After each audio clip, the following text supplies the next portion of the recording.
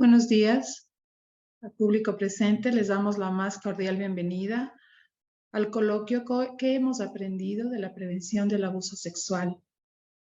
Nos honramos con su presencia y en primer lugar vamos a dar la palabra al Padre Carlos Ignacio Magín con un saludo de bienvenida y un marco introductorio de este coloquio que se inscribe dentro de la propuesta de la maestría en prevención del abuso sexual formulada por la Pontificia Universidad Católica del Ecuador. Bienvenido, Padre Carlos Ignacio. Muy buenos días, buenas tardes para algunos en otras latitudes. Muchísimas gracias por esta oportunidad de compartir nuevamente esta propuesta de formación, el compromiso que queremos fortalecer en una cultura de la prevención.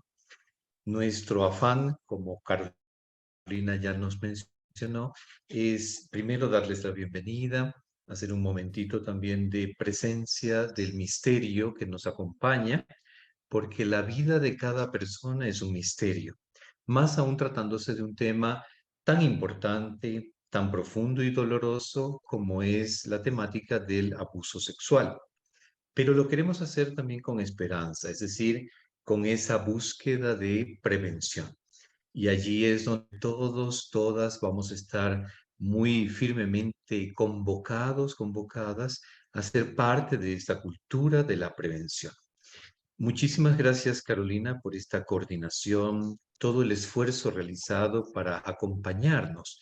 Y en este sentido, queremos no solamente promocionar una oferta académica, sino realmente entrar en lo que significa cómo crear estos lazos de trabajo conjunto, sentirnos no aislados, sino colaborando con esta búsqueda que es realmente la prevención del abuso sexual.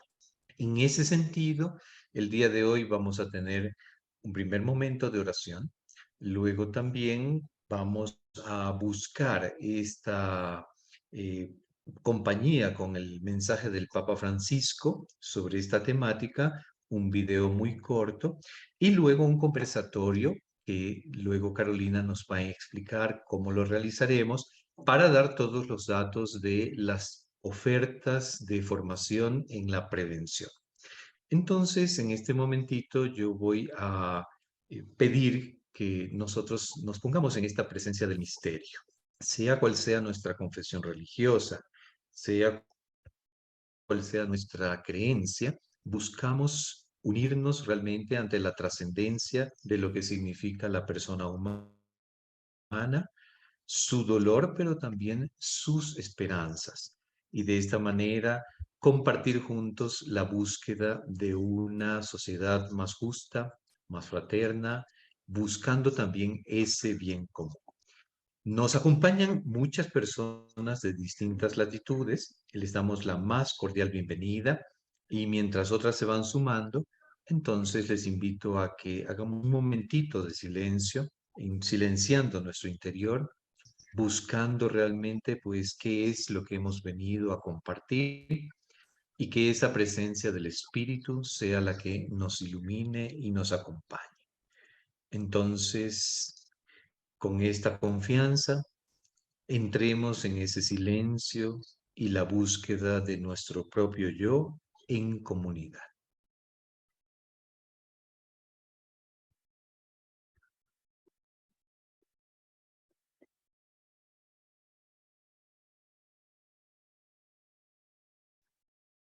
Dios de la vida, a ti encomendamos este encuentro.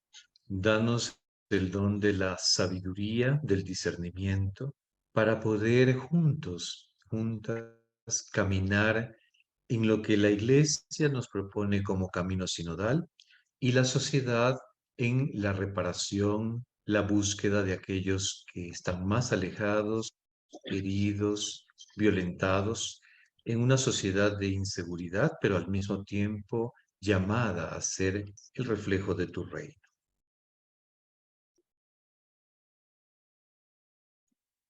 Padre nuestro que estás en el cielo, santificado sea tu nombre. Venga a nosotros tu reino. Hágase tu voluntad en la tierra como en el cielo. Danos hoy nuestro pan de cada día. Perdona nuestras ofensas, como también nosotros perdonamos a los que nos ofenden. Y no nos dejes caer en la tentación, mas líbranos del mal. Amén. Esta invitación a hacer un momento de silencio y ponernos en la presencia del misterio es también para poder acoger lo que vamos a compartir y que Carolina con su talento nos va a moderar, y la otra persona que nos acompaña desde lejos, pero a la vez desde muy cerca de nuestro país, Veronique Lecaros, podremos entonces interactuar, dar un espacio para el conversatorio y también para las preguntas que ustedes tuvieran o que pudieran surgir en este encuentro. Voy a empezar entonces con el video del Papa Francisco, y de esta manera, una vez que finalice la presentación del video, Carolina hará las introducciones y pasaremos a la moderación. Entonces, en este momento voy a compartir la pantalla para que tengamos este video. La grabación la pasaremos luego a sus correos y también en este momento se transmite en Facebook Live.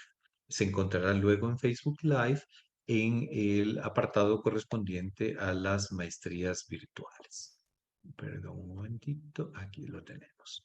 Me confirman si se ve y ahora si se escucha el video para luego hacer la repetición.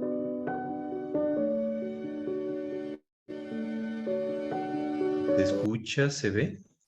Sí, padre, sí se ve y se escucha. Sí, Muchísimas sí gracias. se escucha. Estupendo. Entonces, lo repito, es un video reciente del Papa Francisco por las víctimas de abusos.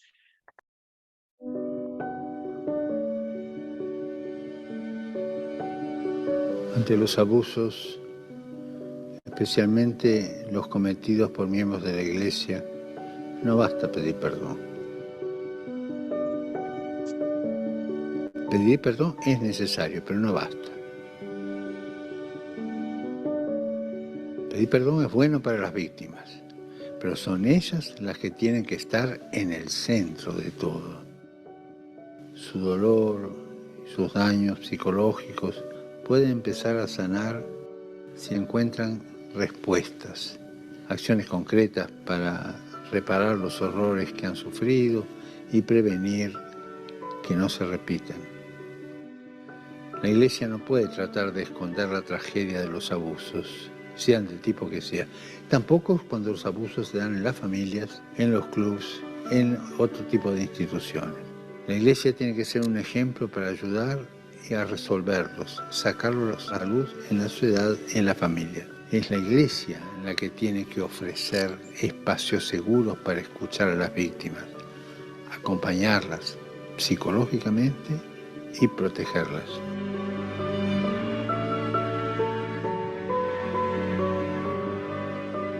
Oremos por los que sufren a causa del mal recibido por parte de los miembros de la comunidad eclesial, para que encuentren en la misma Iglesia una respuesta concreta a su dolor y a su sufrimiento.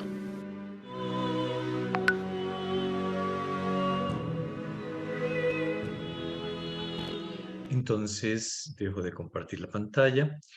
Hemos visionado y escuchado al Papa Francisco, quien nos orienta sobre estas temáticas, que es lo que vamos a conversar, compartir. Adelante, Carolina, muchísimas gracias por acompañarnos y permitirnos estar aquí juntos a ustedes. Muchas gracias, Padre Carlos Ignacio. Nuevamente les saludo a quienes se han integrado en los últimos minutos. Tengo el honor de presentar a los ponentes que nos acompañan en este coloquio tan importante sobre el que hemos aprendido acerca de la prevención del abuso sexual. Agradecemos la presencia de nuestra expositora de una gran trayectoria, la doctora Veronique Lecaros. Es profesora en el Departamento de Teología de la Pontificia Universidad Católica del Perú. Es doctora en Teología por la Universidad de Estrasburgo doctora en Historia del Arte por la Escuela de Altos Estudios en Ciencias Sociales de París. Asimismo, es máster en Filosofía por las Universidades de la Sorbona y de Stanford. Ha dirigido proyectos de investigación y participado en otros, actualmente encargada de un proyecto de investigación sobre abusos en entornos eclesiales financiado por la Iglesia Alemana y Cala. Su campo de expertise se centra en los fenómenos religiosos en el Perú, con un especial enfoque en la Iglesia Católica, los abusos en entornos eclesiales, las comunidades religiosas, la secularización y la conversión religiosa. Es autora de varias publicaciones, libros y artículos. En el 2019 ha sido Thinker Visiting Professor en la Universidad de Stanford y actualmente preside la Comisión de la Escucha en el Arzobispado de Lima. Bienvenida, muchas gracias por atender a nuestra invitación, doctora Veronique. Ahí estoy. ¿Me están escuchando bien? Perfecto. Sí. Qué bueno, qué bueno. Muchas gracias por la invitación y felicitarlos por la maestría. Realmente están ustedes tomando una actitud proactiva, como lo ha pedido el Papa, ¿no? No solamente de reacción, sino de luchar, de entrar, de tomar la delantera, ¿no? Muchas gracias, Carlos, por la invitación y Carolina por la mediación. Voy a seguir presentar las palabras que he preparado, ¿verdad? Sí. Exacto, ya. sí, perfecto, Ya. sí, adelante. Ya. Entonces, la maestría es muy importante porque por la comprensión y la sensibilización, la comprensión y la sensibilización son las mejores herramientas para luchar contra los abusos. Y hoy quisiera proponer unos pequeños minutos de reflexión sobre la importancia del trabajo académico en la lucha contra los abusos, ¿no? Protección no es solamente un tema de protocolo, de puertas de vidrios, ¿no? A veces existe la tentación de decir, bueno, ya está, ya tenemos nuestro protocolo, ya estamos tranquilos, puertas de vidrio, etc. Pero no es así. Va mucho más allá, allá que esto es un tema de cultura. El Papa Francisco siempre insiste, y todos los especialistas lo hacen, sobre el tema de la cultura del abuso. Y si hablamos de cultura, entonces nos encontramos en una situación en la cual se ha estudiado, analizado la situación, pero desde otros ámbitos, ¿no? Existen reportes muy detallados de Estados Unidos, Europa. Recientemente, bueno, hace un año hubo el de Francia, uno de los mejores, ahora Portugal está en este plan, uno de los mejores quizá acaso es el de la Royal Commission de Australia, que salió en el 2017, muy, muy extenso, y se lo recomiendo. En América del Sur tenemos un ensayo largo que se ha hecho por la Universidad Católica Eduardo Valenzuela, pero no es un reporte completo sobre la situación de Chile, no existe en nuestra región muchos estudios para tratar de entender la cultura del abuso en contexto, ¿no? Entonces, quisiera ahí precisar, ¿no? Antes que entremos, que hace poco, no sé si lo han visto y seguramente lo van a leer, hace unos días ha salido un muy buen artículo de Jordi Bertomeu, no sé si lo conoces, Carlos, sí. Sí, llegó hace unos días y es realmente muy interesante. Sí, es un estado del arte. Monseñor Jordi Bertomeu, no sé si saben quién es oficial de la doctrina de la fe, ha acompañado a Monseñor Cicluna a Chile cuando ha habido todos los problemas en Chile. En fin, viaja mucho al Perú para apoyar, especialista de derecho canónico, y es muy importante que él precisamente en este artículo diga que no basta con normas y con leyes, ¿no? Él, que es especialista de derecho canónico, así lo dice. Pero entre lo que también es importante sacar de este artículo, que mucho interesa, es cómo él presenta la evolución en la toma de conciencia de los abusos. Él menciona que el Papa Francisco considera haber vivido una conversión al tema de los abusos, ¿no? Y que hasta llegar a Chile no entendía, no se percataba bien de cómo funcionaba esto, ¿no? Obviamente pueden haber encubrimientos de buena fe, si así se puede decir, o sea, buscando el bien de la institución o por ignorancia, ¿no? Pero este encubrimiento y los abusos constituyen algo que puede gangrenar, ¿no? Parte del cuerpo eclesial. ¿Ya?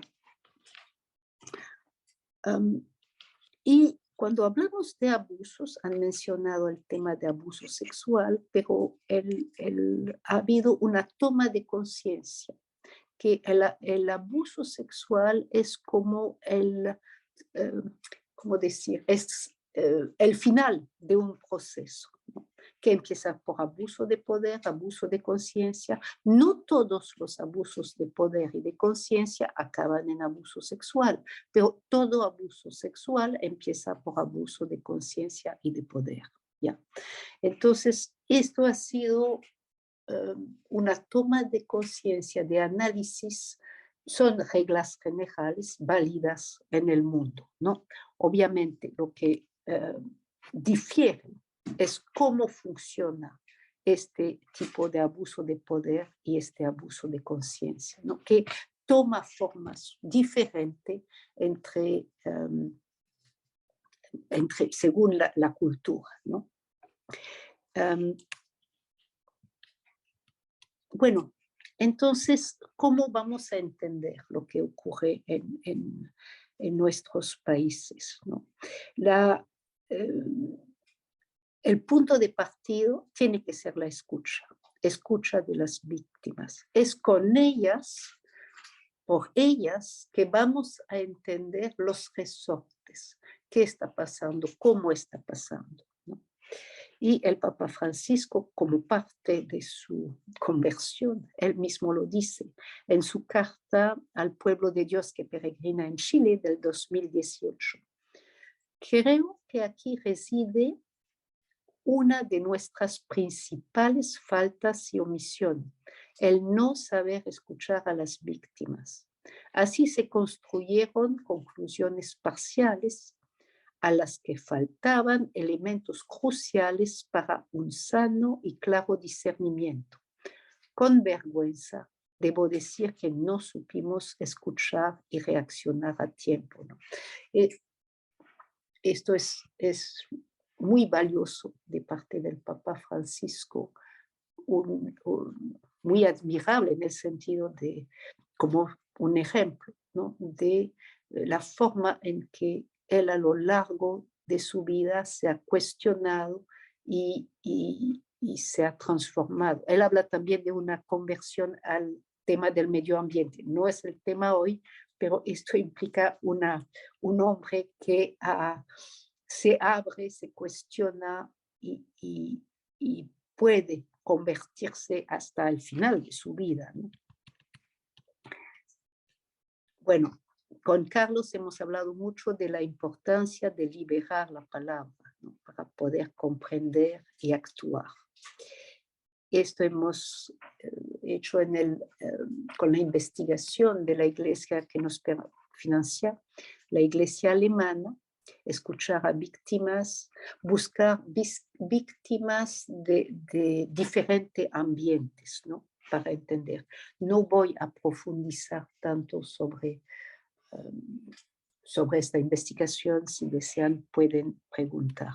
Quisiera solamente tomar 3 puntos en este breve momento que me parecen esenciales sobre prevención y prevención en nuestros países.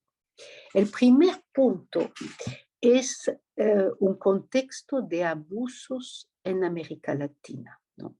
Tenemos cifras increíbles, terribles de abusos. Y digamos, es algo desafortunadamente corriente que ocurre en las familias, en diversos ámbitos, ¿no? No quiere decir que normaliza, esto se utiliza mucho decir, pero que hace que el abuso es digamos, algo que existe, que está ahí, ¿no? Algunas cifras, según la ONU, cada día en el Perú, 16 niñas y adolescentes sufren de abuso sexual. Para Ecuador encontré estas cifras. En 2019, la Policía Nacional informa que se registra un promedio de 42 denuncias por violación, abuso y acoso sexual a niñas y mujeres al día. Es del diario El Comercio en 2019, ¿no? Y debemos pensar que estos abusos que conocemos son una ínfima, realmente ínfima proporciones de los abusos que existen. La verdad, cuando empezamos nuestra investigación, quisimos buscar por medios oficiales en la policía, en los centros de acogida, preguntando a médicos si hubiera abusos en entorno eclesial. No hay nada. En fin. Ahora, más allá, el abuso debemos entenderlo en un contexto de una cultura machista, ¿no? Esto significa ¿qué? Significa que los hombres que han sido abusados de niños no se atreven a hablar porque temen que ser considerados como homosexuales, ¿no? Y las mujeres que han sido víctimas no se atreven porque que hay todo este esquema de la mujer pecadora, tentadora, y entonces temen que provocadora, que a ellas se vuelvan la responsable del abuso, ¿no? Hemos entrevistado esto fue un caso realmente muy conmovedor. Una mujer de 36 años que había sido abusado a los 8 años y la primera vez que hablaba, digamos, de manera más extensa, era conmigo, 30 años después, ¿no? Y le preguntaba, no porque no había hablado, en fin, y así habló ella. Usted sabe de que a veces algunas personas son crueles y que pueden hacer algún comentario fuera de lugar. Sentía que la gente no debía enterarse, se iban a burlar de mí. Todas las cosas que habían pasado. Tenía miedo, vergüenza. He escuchado muchas personas que a veces cuestionan a personas, ¿no?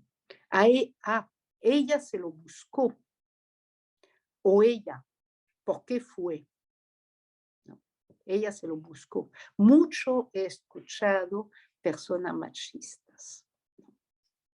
Entonces, es esta situación que previene la liberación de la palabra y que previene que favorece el abuso, porque no sabemos lo que está ocurriendo.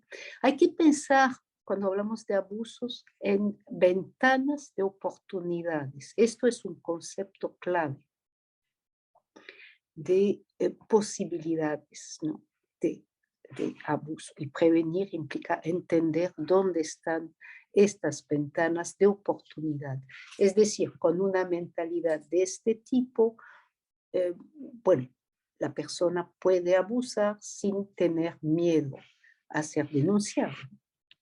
El otro punto, esto entonces es específico de nuestros países con matices, ¿no? El otro punto muy importante y que no se menciona en todos los estudios, por más extensos que sea, es el prestigio que la Iglesia tiene en nuestros países, ¿no? Cuando uno mira los niveles de aprobación, hace unos años estábamos en 70%, ahora 60, 50, el Latino Barómetro del 2017, ahí vemos aprobaciones que fluctúan entre 50, 60, en fin, superior a 50%, ¿no? Con, obviamente, el caso de Chile, ¿no? En Chile hubo una caída de 30% en la aprobación de la Iglesia por el caso Caradima y estos tipos de casos, ¿no? Ahora, obviamente, ¿qué significa esta valoración? Estando en el Perú, ustedes saben de los problemas políticos que tenemos. Bueno, los políticos tienen una aprobación que no supera los doble dígitos y la mayoría de las instituciones son así. Obviamente la Iglesia ahí aparece, tiene una aprobación relativa. Pero la Iglesia tiene esta aprobación porque, por los proyectos sociales que tiene, ¿no? El valor de estos proyectos sociales, ¿no? Hay que pensar, por ejemplo, Fe y Alegría. No sé si existe en el Ecuador, pero sí existe. Sí, sí existe. Sí, pero es una obra maravillosa. No es porque eres jesuita, Carlos, que lo digo, pero en el Y Perú. perdón que interrumpa, Verónica, excelente lo que nos vas comentando. El día de ayer fue el aniversario de fundación de Fe y Alegría, como ejemplo, en Caracas, en el año 55. Cierto. Empezó en Venezuela. Leí que en Venezuela en algún momento tenían 5% de la población escolar, estudiantil. En el Perú tienen 80,000 estudiantes. Es un montón, ¿no? Una población de 30 millones. Y sobre todo van donde para el asfalto, ¿no? Donde se acaba el asfalto. Es decir, van hacia la extrema pobreza y se han hecho estudios, ya que estamos hablando de esto, se han hecho estudios que tienen resultados, lo hemos cuantificado, ¿no? Desde la Universidad Pacífico en el Perú, 25% superior a la gente que va en la escuela pública. Bueno, en fin, es una paréntesis, pero que muestra la importancia de estos proyectos sociales. San Alberto Hurtado, en Chile, se ocupaba de 600,000 personas, ¿no? Estamos hablando de proyectos macro, pero mire, en todas las investigaciones que he hecho, hablando con religiosas o sacerdotes, siempre todos me hablaban de sus proyectitos. O sea, todos tienen algún proyecto, alguna cosa para apoyar, lo que sea, según o participar en un proyecto más grande, ¿no? Más allá de estos proyectos sociales, también están figuras de personas que juegan un papel en la vida pública, un papel profético. Pienso en Monseñor Pedro Barreto, que es cardenal, su eminencia, en Perú, que sigue jugando un papel esencial en temas de medio ambiente. También pienso en el padre Derou en Colombia, que preside la Comisión de la Verdad, ¿no? Hay muchas figuras, son ejemplos así sueltos, ¿no? Obviamente en Argentina están los padres viejos, que están, el Papa Francisco siempre ha sido muy cercano a ellos, los ha favorecido, en fin, ha creado inclusive una diócesis para los padres viejos en Argentina, y ahí están con los pobres, y apoyando y gozando de prestigio, de la valoración, del apoyo de la gente. Bueno, este contexto, me pueden decir, bueno, ¿qué tiene que ver con los abusos? Bueno, precisamente, ¿qué tiene que ver? Es que por este prestigio, la gente confía ciegamente en los sacerdotes, envía a sus hijos ahí con los sacerdotes, con la iglesia, los religiosas, etc., ¿no? Y en las víctimas que hemos escuchado ha regresado como un leitmotiv, ¿no? A ti, ¿quién te va a creer? ¿No? Frente a esta iglesia todopoderosa, valorada, a ti, ¿quién eres tú para que te crean, ¿no? Y realmente, mire, de todas las entrevistas que hemos hecho, en todas ha aparecido esta forma de hablar de parte del abusador, ¿no? Entonces, abre esta ventana de oportunidad. Por gozar de este prestigio, un abusador puede aprovechar, y sabiendo que nadie lo va a denunciar. Sin, obviamente mencionar que pueda haber vínculos, clientelismo con poderes del Estado, en fin, todo lo que puede ocurrir ahí. Sí, es muy importante tener este prestigio, o sea, el lado oscuro o la forma, la manipulación que se puede hacer de este prestigio. También es importante pensar que si vamos a prevención, vamos a prevenir de qué. O sea, la idea es prevenir para potenciar la capacidad de la Iglesia de cumplir con su misión, ¿no? Evitar lo que se ha visto en Chile, de esta desconfianza generalizada hacia la Iglesia, ¿no? O sea, prevenir para potenciar la misión, ¿no? Prevenir para qué, ¿no? No solamente se trata de evitar que haya abusos, pero se trata de pensar la prevención en el marco grande de la misión, de los proyectos sociales, de la misión de la Iglesia en nuestros países. El tercer punto que quisiera abordar y que no suele abordarse de esta manera en general, es el tema de tomar el punto de vista de qué pasa del lado de los abusadores. Esto se ha visto en el mundo entero, que los abusadores clericales o sacerdotes, a diferencia, o religiosos, a diferencia de los abusadores laicos, empiezan a los 39, 40 años, ¿no? Entonces, ahí tenemos que hacernos una pregunta: ¿qué pasa ahí? ¿Por qué tan tarde? No podría decir qué significa esto. Y muchas gente, psicólogos, pero sociólogos, han reflexionado que esto tiene que ver con soledad, depresión, malestar, ¿no?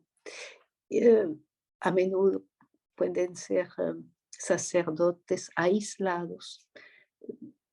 Uno podría decir la soledad no ha entrado hoy día, pero podríamos conversarlo en esta forma de exaltar los sacerdotes en el clericalismo, ¿no? Pero el clericalismo implica soledad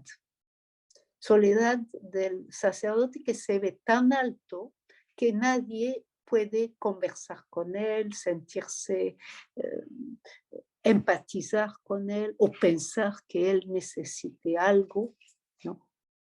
No lo puede ver como una persona vulnerable, que sí es, como todo ser humano, es una persona vulnerable, ¿no? Y esto me parece muy importante. Es un tema que no aparece, digamos, a primera vista, ¿no? En lo que habla el Papa Francisco. A primera vista aparece clericalismo, bueno, pero habla de comunidad, de resolver los abusos en comunidad. Y comunidad es precisamente esto, empatizar con los sacerdotes, los religiosos, formar realmente lo que Vaticano II habló el pueblo de Dios, ser corresponsables, ¿no? En la iglesia. No es el sacerdote que hace sus sacramentos y ahí está, no. Corresponsable significa acompañarnos. Se trata, podríamos decir, de acompañar al acompañante. ¿Ya?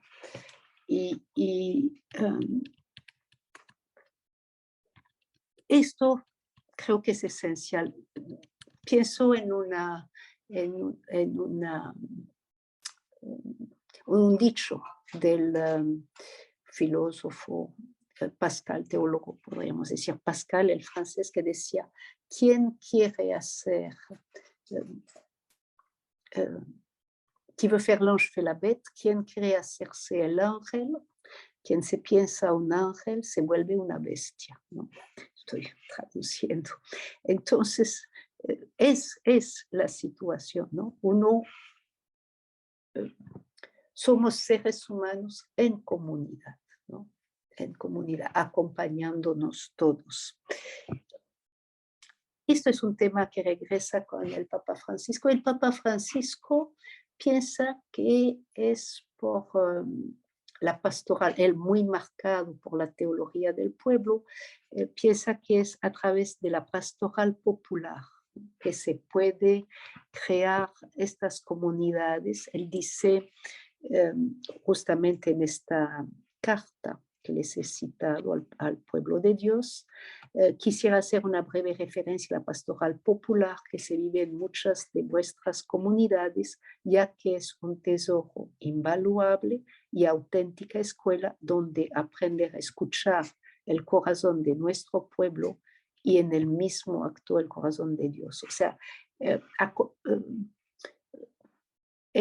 por la pastoral popular, por la piedad popular, él considera que ahí se va creando una comunidad, no cualquier comunidad, no es un club obviamente, pero una comunidad inspirada por el Espíritu Santo.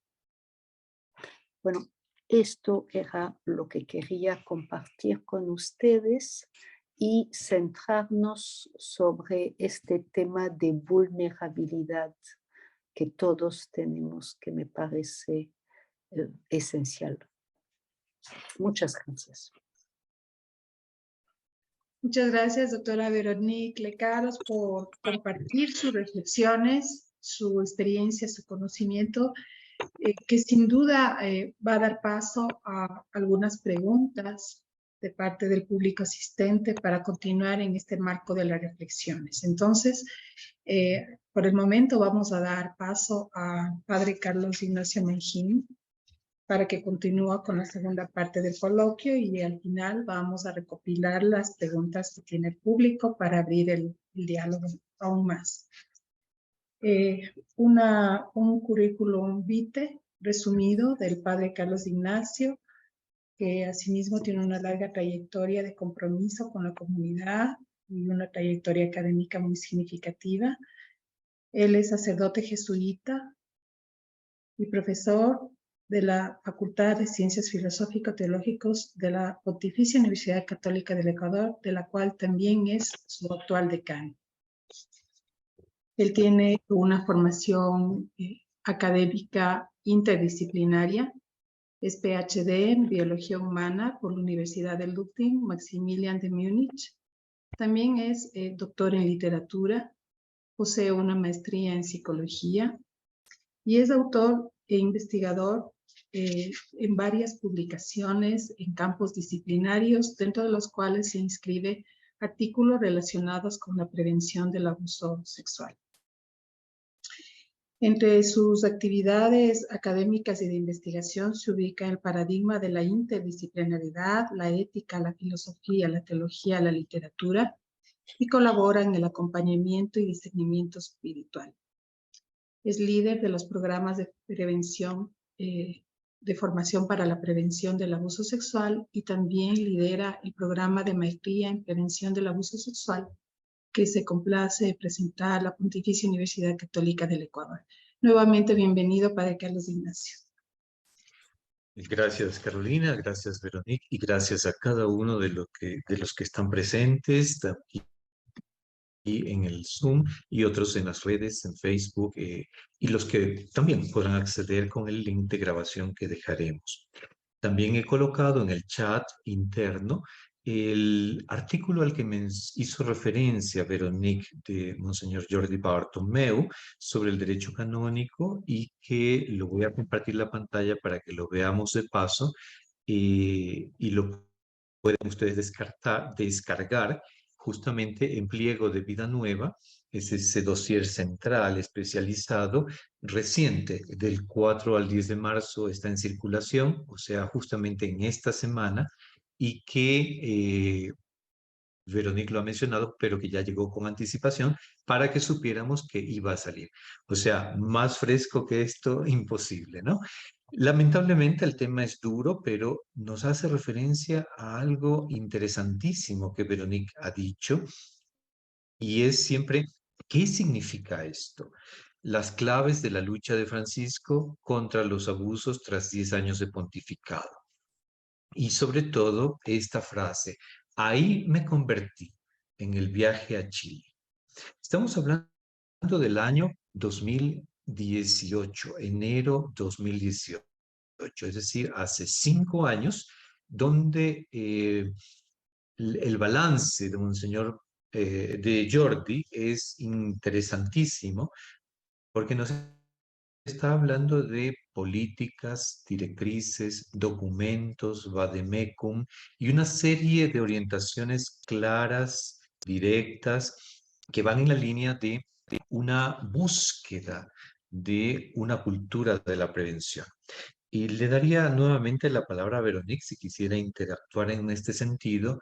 Esa conversión es a lo que también nos invita el camino sinodal. Es decir, sin conversión no es posible caminar juntos los efectos de cualquier actividad, mi obrita, como decía, o un proyectito que tenga, sin verdadera conversión, no da frutos. Por eso es importante la escucha, liberar la palabra. Y Veronique tiene una amplia experiencia en la comisión de la escucha. Quizá Veronique nos ayuda también complementando esto, escuchar a las personas, ayudar a liberar la palabra, ¿de qué manera favorece esta conversión?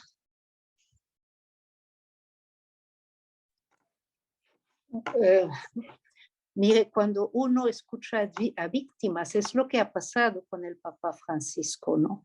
Uno no puede quedar indiferente ahí, porque a veces uno lee, bueno, personas marcadas, pero si ha pasado hace 30 años o por qué recién hablan después de 30 años, ¿no? Uno dice, pero son traumas,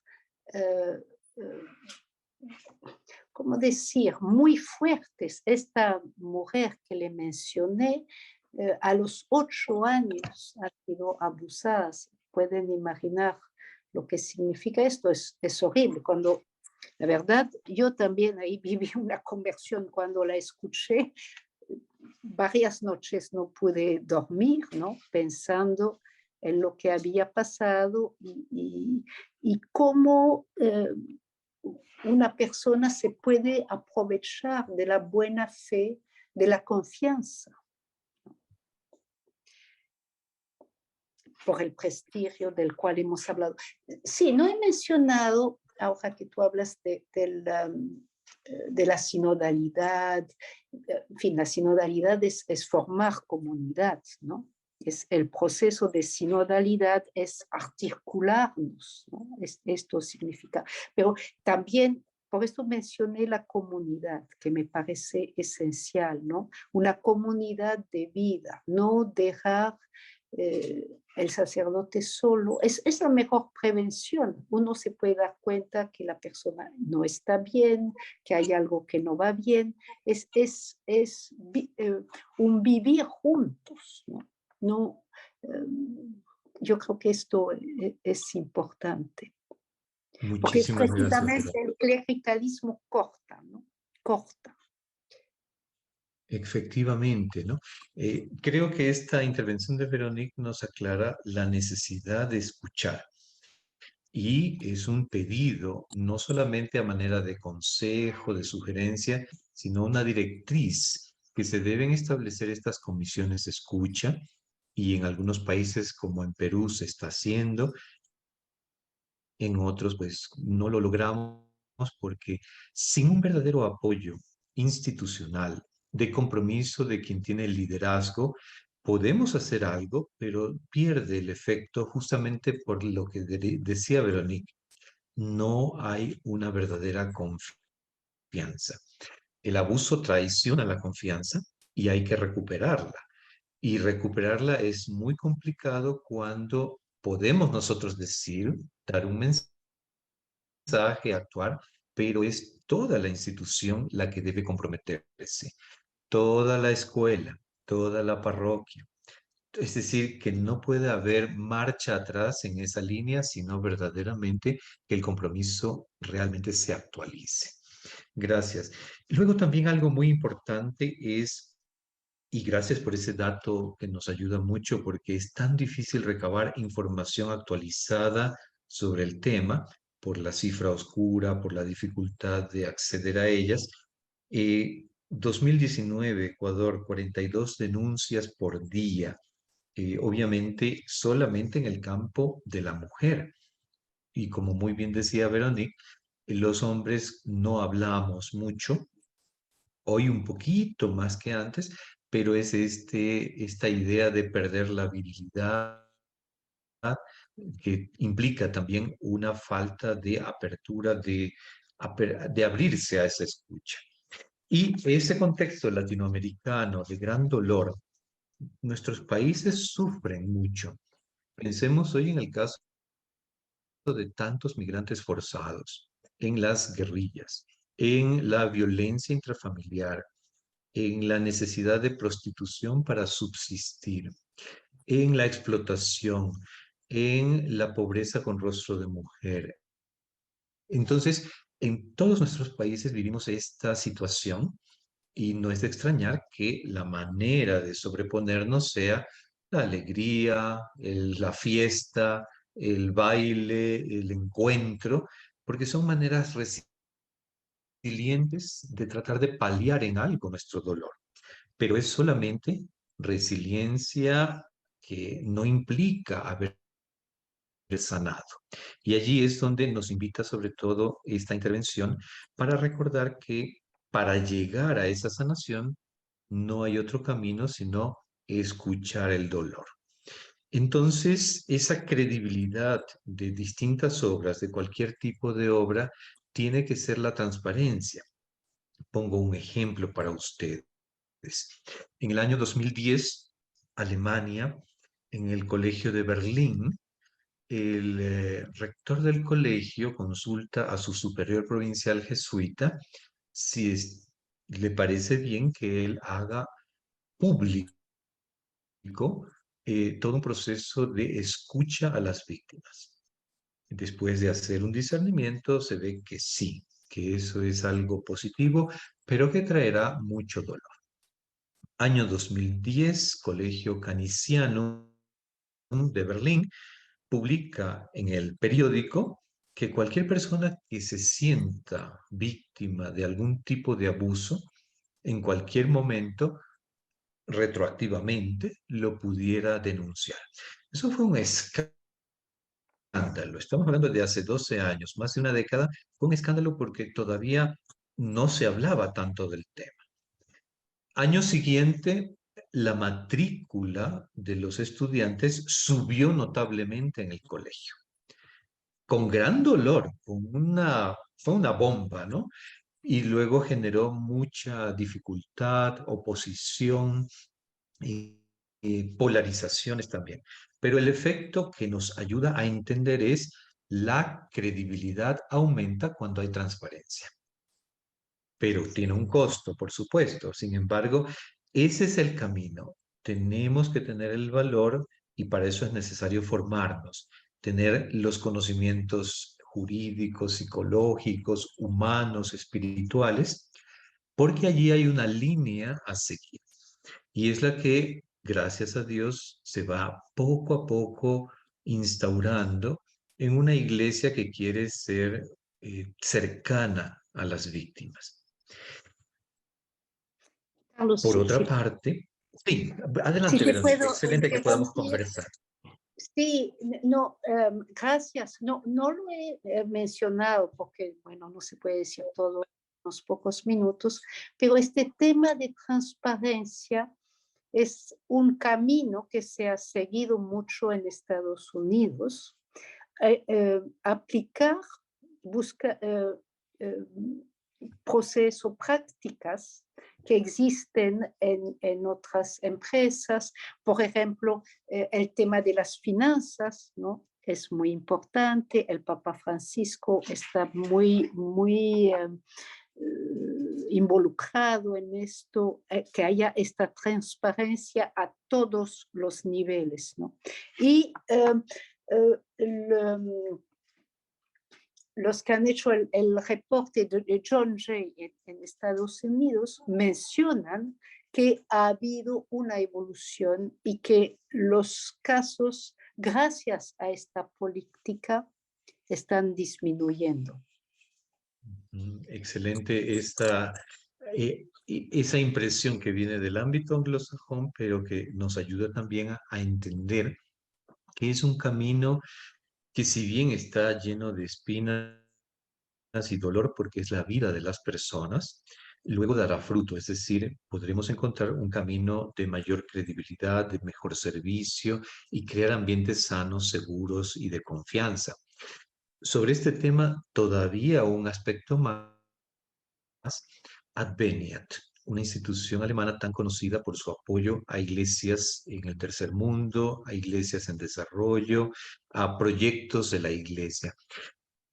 Ellos no están concediendo ningún apoyo a proyectos si no hay una certificación en este campo.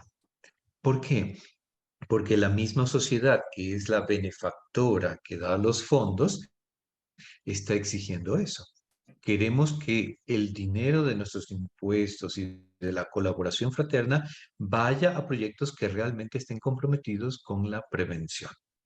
Por lo tanto, es importantísimo que tengamos una visión amplia.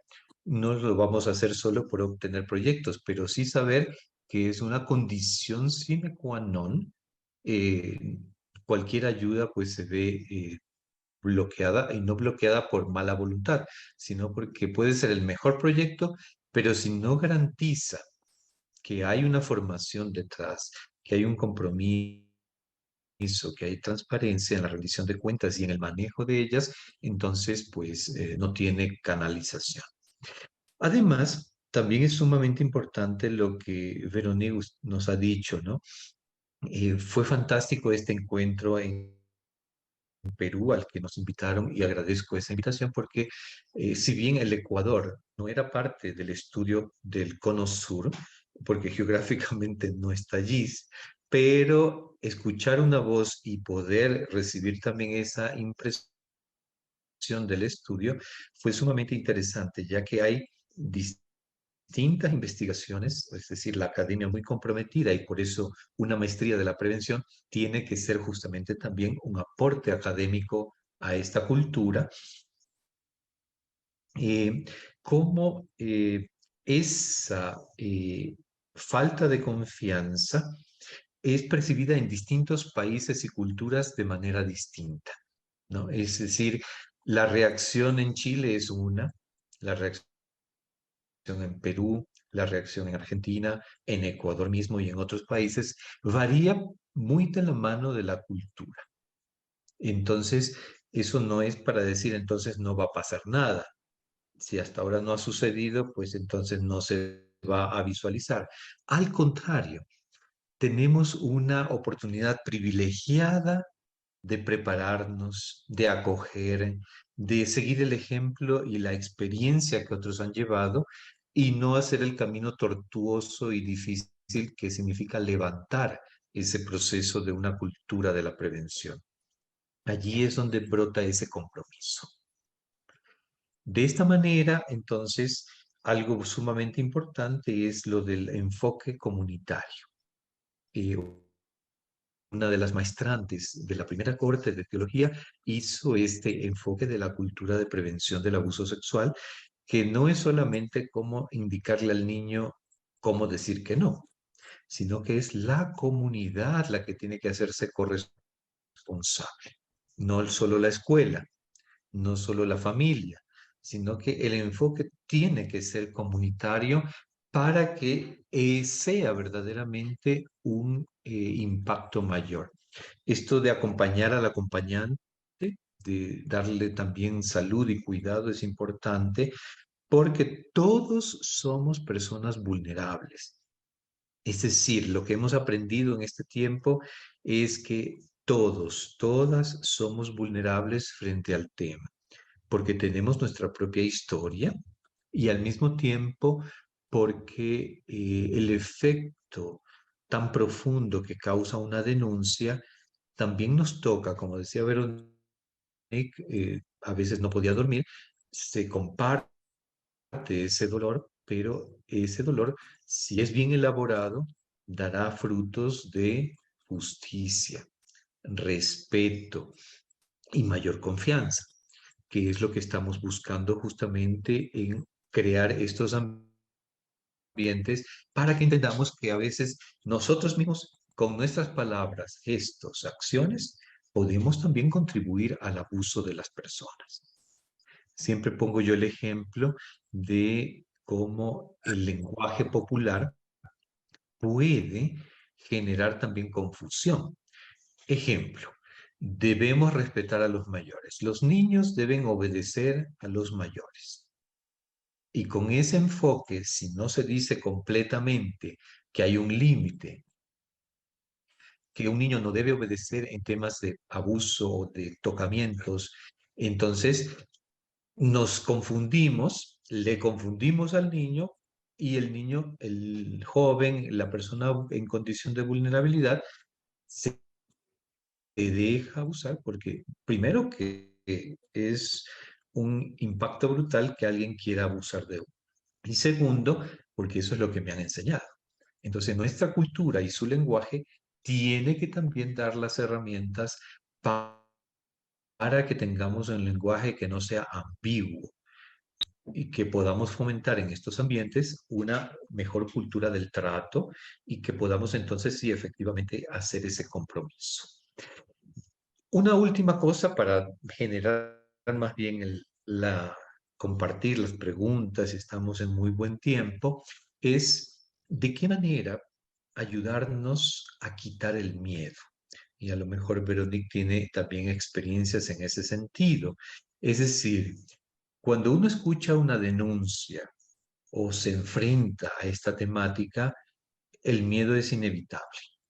Se experimenta temor y ahora qué hago, qué digo, cómo voy a hacer. Creo yo que lo importante es formarnos para poder entender el proceso, lo que sucede con la posible víctima, con el posible abusador y de qué herramientas, protocolos puedo yo entonces sí valerme para generar la ayuda y vencer el miedo que incluso yo estoy experimentando. De esa manera, entonces, un enfoque de este proyecto de posgrado que se ofrece es que la formación que recibamos nos ayude a vencer estos temores porque nos sentamos más o menos relativamente seguros en una formación que hemos recibido y que nos capacite para saber actuar en comunidad, institucionalmente y también que podamos atender humanamente a estas personas. No sé si Veronique también quisiera mencionar algo sobre esto. Sí, bueno, empatía, obviamente, pero creo que yo lo que siempre suelo hacer es agradecer a las víctimas que vienen, ¿no? Porque encuentro que a menudo, no digo aparece claramente en todas, pero en muchísimas, la idea es quiero hablar para que sirva, ¿no? Para que no se repita, ¿no? A menudo la persona no habla para sí, pero lo que provoca es no quiero que otros vivan lo mismo, ¿no? Es muy claro en el caso Karadima, ¿no? Que no me acuerdo quién era el padre, cuando vio que su hijo podía estar en problemas, reaccionó. Pero hemos tenido a personas que venían y decían, yo vengo porque he visto que esta persona que no se ha comportado o me ha abusado, en fin, o me ha hecho, etcétera, etcétera, yo veo que todavía está ahí y puede hacerlo con otros, ¿no? Hay esta dimensión que está en todos los seres humanos, ¿no? La bondad del ser humano. Hay que pensarlo, no solamente estamos en Cuaresma, no solamente nuestro lado pecador, pero también nuestro lado altruista, ¿no? Yo vengo porque no quiero que a otros les pase lo mismo. Y creo que esta dimensión muy positiva hay que valorar mucho en las víctimas. Excelente, gracias porque esto me ayuda entonces a presentar una diapositiva. No voy a presentar todas, pero les compartiremos en el correo de vuelta con el link de la grabación, con los materiales. Este tema que es importantísimo porque las víctimas vencen una montaña que se hace su vergüenza y culpa para lograr entonces generar esa palabra que se libera.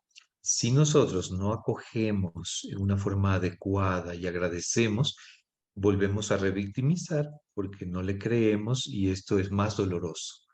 Muchas víctimas se quejan sobre todo de cómo sus padres no les creyeron, porque fueron abusadas por un primo, un abuelo, un tío, y la primera reacción es, no, eso no pasó, o cállate, no digas nada. Y entonces eso vuelve a ser un gran dolor, porque la víctima cuando llega donde nosotros hace un proceso largo, eh, doloroso de vencer ese silencio.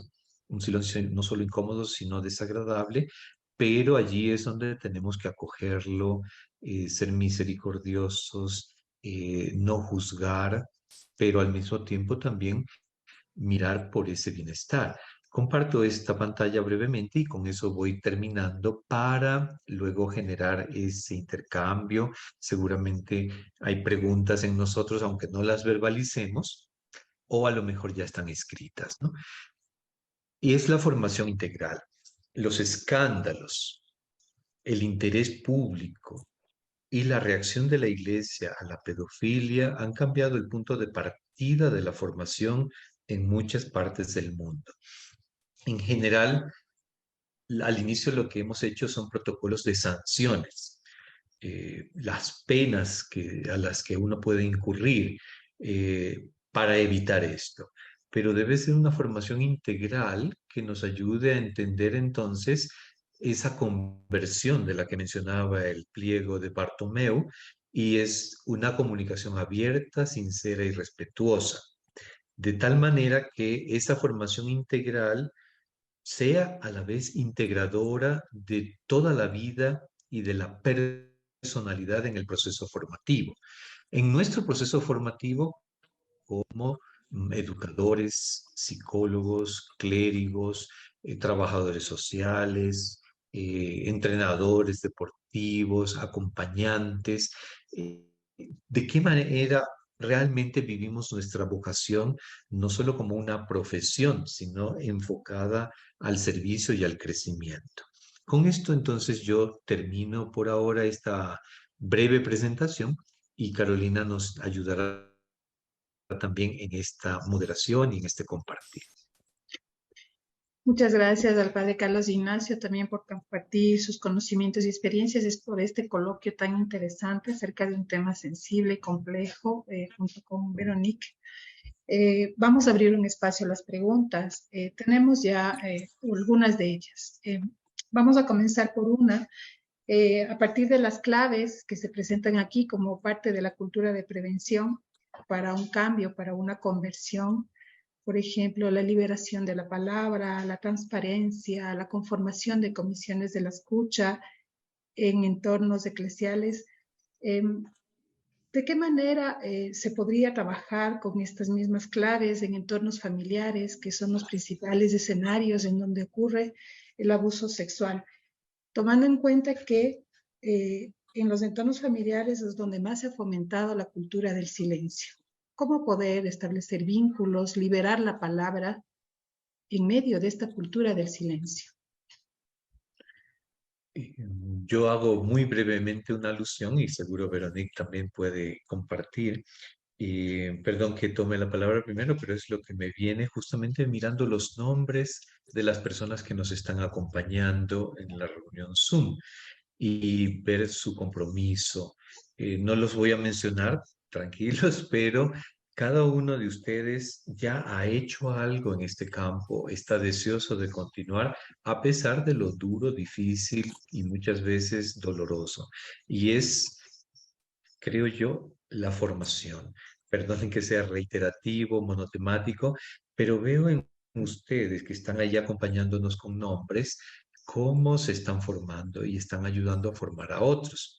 Es una semilla que cae en buena tierra, pero luego crece y da mucho fruto. Entonces, efectivamente, el abuso intrafamiliar es el más frecuente y el más duradero y el más traumático. Todos son traumáticos, pero cuando es sistemático por seres cercanos y queridos, realmente se vuelve incluso hasta una disociación.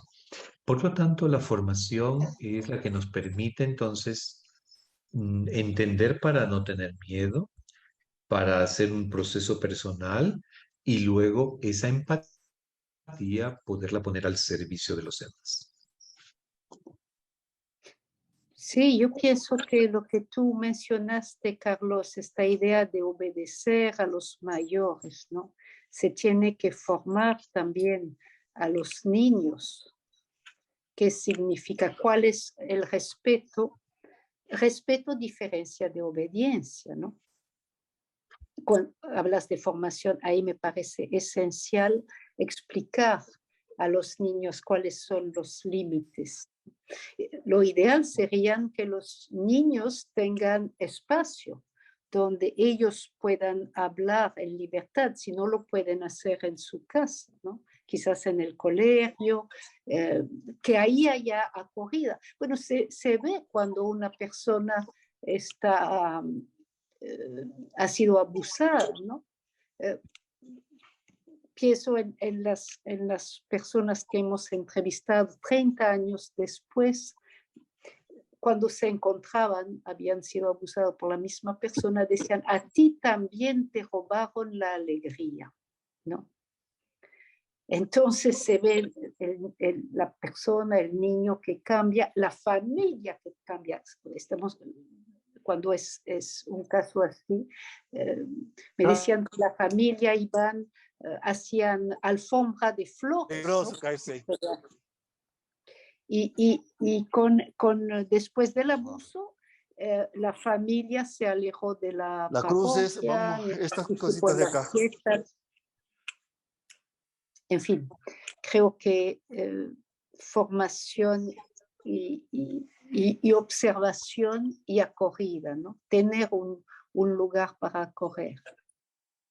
Muchísimas gracias. Perdón la Muy bien. interrupción, había algún ruido, pero ya se escuchó nuevamente. Sí, muchas gracias. Bueno, y precisamente en este marco de la formación necesaria para la cultura de la prevención, tenemos una pregunta de Patricia de la Torre acerca de los componentes de la maestría que abordan el tema del violador. Quizás el padre Carlos Ignacio nos puede guiar en esta parte. Sí, por supuesto. Más adelante nos van a hablar de la misma maestría, pero yo puedo adelantar algo. Lo que se busca es que no solamente veamos a la víctima, que es centro, el video del Papa Francisco nos habla de eso. La víctima debe estar al centro de nuestra preocupación. Y es lo que, o por omisión, no hemos hecho en mucho tiempo. Y sin embargo, la maestría también aborda comprender al abusador desde las distintas perspectivas interdisciplinarias para poder acompañarlo. Es decir, no solamente entender la sanción que se merece porque ha cometido un crimen o ha intentado hacerlo y puede dejar consecuencias graves, pero atenderlo como persona, como ser humano. El hecho de que haya cometido un crimen no le quita el ser persona.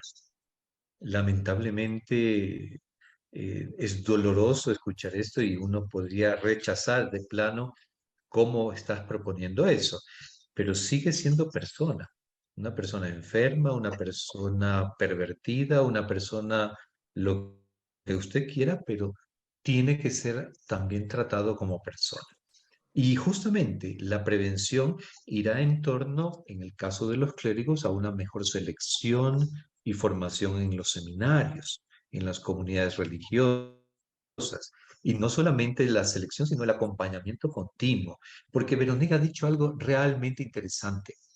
Si hacia los 39, 40 años este clérigo comienza a abusar o perfecciona sus técnicas de abuso, recordemos que es probable que también haya sido abusado en su infancia y eso debió haberse estudiado previamente, no para prohibirle un acceso, pero sí para trabajar personalmente un trauma o su dimensión humana o el ser huraño o el ser raro o el ser especial. Ese autoritarismo y clericalismo es el que tiene que buscar cómo entenderlo, trabajarlo, discutirlo y que esa comunidad formativa realmente tenga las dimensiones de una comunidad acogedora, donde no tenga temor de hablar con su superior o formador.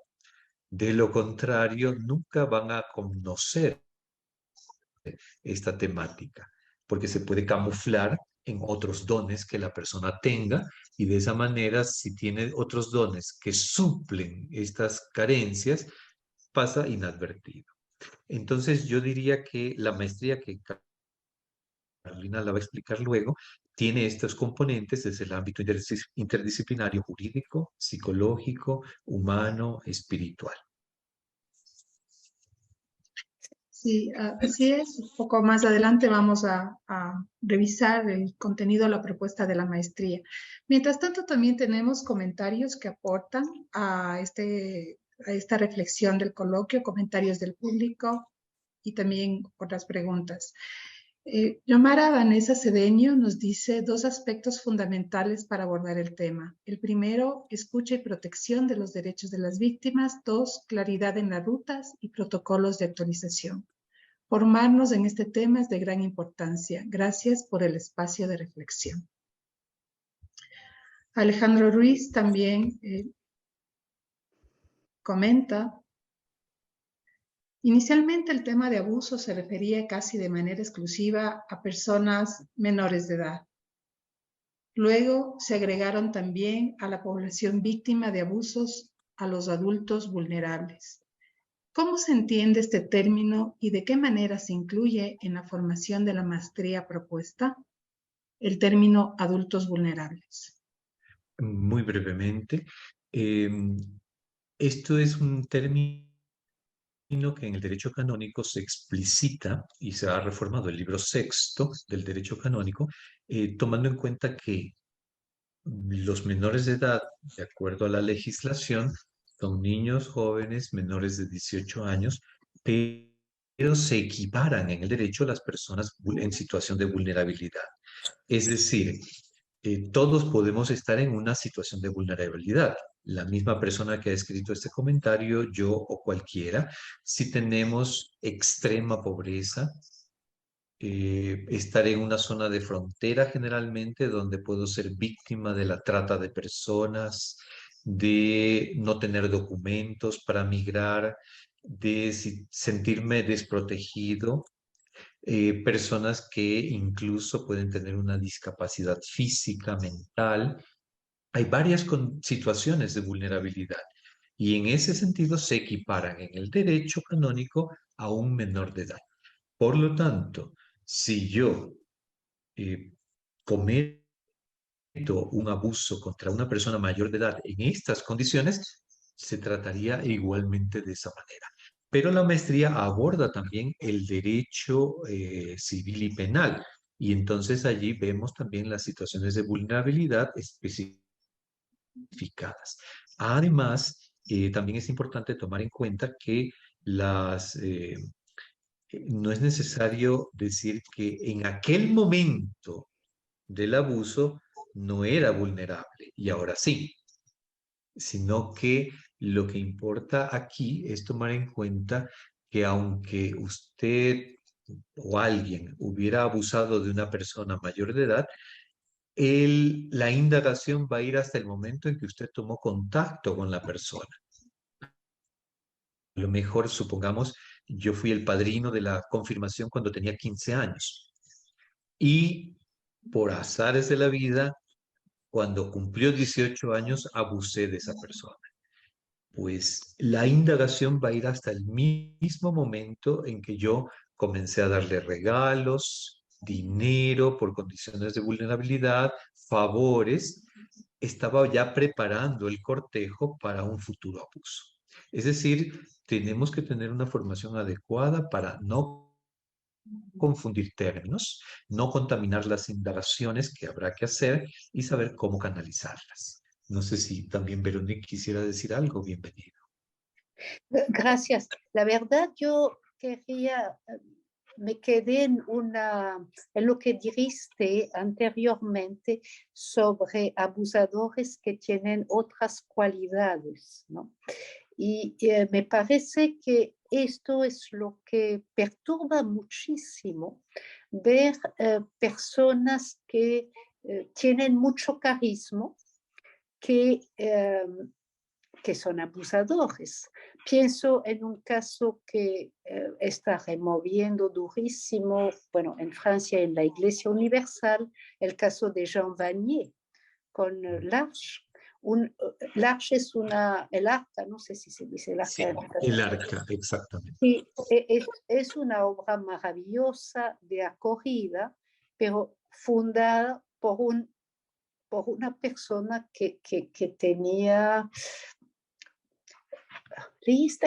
yo creo que Jordi Bertomeu usa esta expresión de misticismo perverso. Creo que es la palabra que se debe añadir. Pero podemos pensar en otros, Poblete en Chile, o sea, gente de gran carisma y gente que atrae a los niños, en fin, hay situaciones así que no debemos juzgar por las apariencias, ¿no? Es un tema bíblico, ¿no? Juzgar por las apariencias, pero está muy muy, muy importante tomarlo en cuenta que estas personas, estos abusadores pueden tener un gran carisma. Especialmente ahí estamos hablando de grandes abusadores, ¿no? No estamos hablando de la persona que ha abusado una vez, 2 veces, pero iba a decir un desliz, no, es igual, es un crimen, un delito, pero no estamos hablando de estos que han hecho cantidades, ¿no? Un abusador en Francia, Peja, que la juez se quedó pasmada y dijo, bueno, este señor ha abusado miles de niños, ¿no? Este es el problema por el cual el cardenal Barbarin tuvo que renunciar, el primado de Francia, ¿no? O sea, estamos hablando de estas personalidades que perturban muchísimo, ¿no? Muy bien, muchas gracias. Tenemos 4 preguntas más, que son las que vamos a tener en este coloquio. Alejandro Ruiz nos dice, ¿cómo gestionar las falsas denuncias de abuso para no generar un daño irreparable en la buena imagen del acusado? Por ejemplo, un profesor denunciado falsamente porque no le agradaba al estudiante, que genera que el profesor sea inmediatamente separado de la institución educativa y hasta con la posibilidad de no poder ejercer nunca más la docencia. Bueno, entiendo que este es un tema muy amplio. Podríamos... Sí. Yo sugeriría ver una película, no porque el tema sea banal, sino porque ahí tratan específicamente de un caso en el cual todo el proceso jurídico está empañado por una falsa confesión de la persona que cometió el abuso y cómo el abogado hace todo para defenderle. Al final queda absuelto, liberado, y recién allí el abogado se da cuenta que ha liberado a un verdadero abusador. Entonces, va relacionado con esto, es decir, es tan difícil creer en la palabra cuando hay un abuso detrás, que es imposible no hacer un protocolo y seguir un protocolo. Entonces, la institución tiene que atenerse a los protocolos del Ministerio de Educación, si es el caso de una escuela, a cualquier institución que lo tenga, y hacer el proceso en forma correcta, es decir, con claridad, con todo lo que exige. Si no se hace de esa manera, si lo dejamos solo al libre arbitrio y decir, bueno, creo que sí, creo que no, podríamos pecar de cómplices o de encubridores y desestimar algo que realmente puede ser plausible. O viceversa, ponerle más tinta de la que realmente tiene y llegar a un proceso en el cual la denuncia se vuelve sumamente insoportable, porque hay una inocencia. Pero hay que seguir el protocolo y allí otras personas tendrán que determinar con esas investigaciones qué es lo que sucedió y si es creíble o no. Lamentablemente, y en esto tengo que decir que todos estamos expuestos a una denuncia, lo que de nuestra parte podemos hacer es no dar motivos para una denuncia. Es decir, en este caso, la denuncia al profesor parecería ser que no dio ningún motivo, sino que puso una nota mala a un estudiante. Pero en algunas otras situaciones, a veces damos motivo. Encerrarnos a solas con un estudiante, llamarlo en un momento extracurricular sin la presencia de otro adulto. Por ejemplo, a veces en la parroquia, 4 de la tarde, domingo, llamando a un catequista a solas, o sea, imposible. Eso, lo que hacíamos antes hoy sería totalmente imposible de hacer. Por lo tanto, saber acompañar con prudencia, estimar o desestimar una denuncia, pero mediante un protocolo es el mejor camino. Y allí es muy importante entonces, sí, que tengamos en cuenta que en Ecuador, en el año 2017, quizá Verónica no lo sepa, estallaron en el magisterio de la iglesia las primeras denuncias públicas de escándalos de abusos en el magisterio ecuatoriano. Fue en un colegio de la costa y eso desató no solamente más denuncias, sino remover las anteriores, que estaban silenciadas. Y claro, la manera en que el Ministerio de Educación quiso actuar fue un poco, ¿cómo decirlo?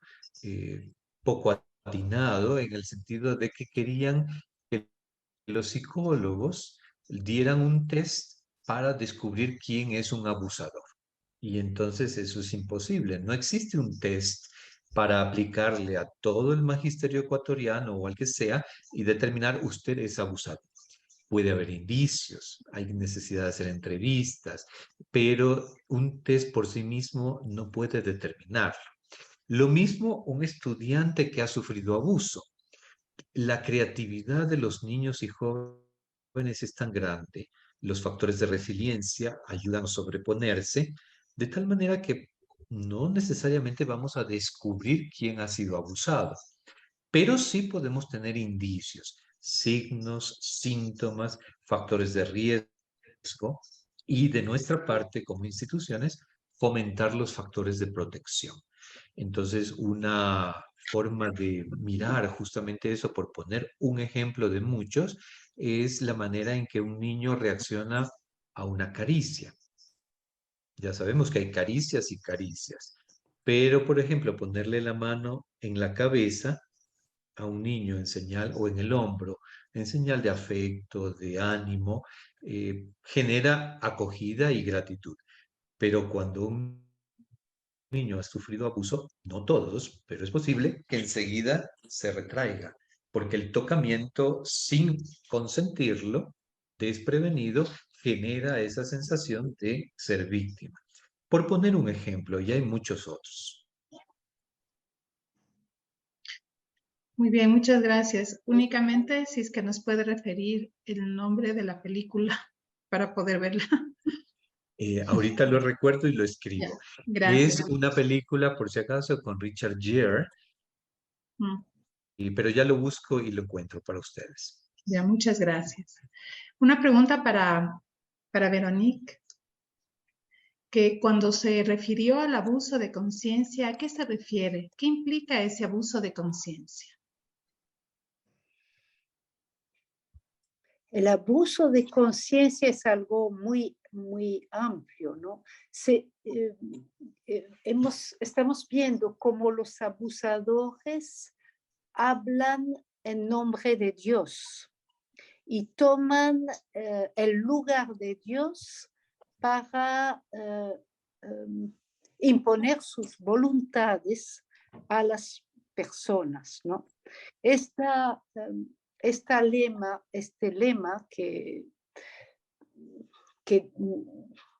está que es a menudo mal entendido, que obedece, nunca se equivoca, puede llevar a abuso de conciencia, ¿no? ¿Qué significa? Es un tema muy importante en comunidades religiosas, ¿no? ¿Qué significa la obediencia? ¿Qué significa obedecer? Y eso se ha visto mucho en los sodalites, en el Perú también, en los legionarios de Cristo en México, en fin, varias comunidades. ¿Qué significa? ¿Cómo se ha aprovechado este voto de obediencia para manipular a las personas y decir en nombre de Dios, ¿no? O hablar en nombre de Dios? Tu vocación es tal. Ya.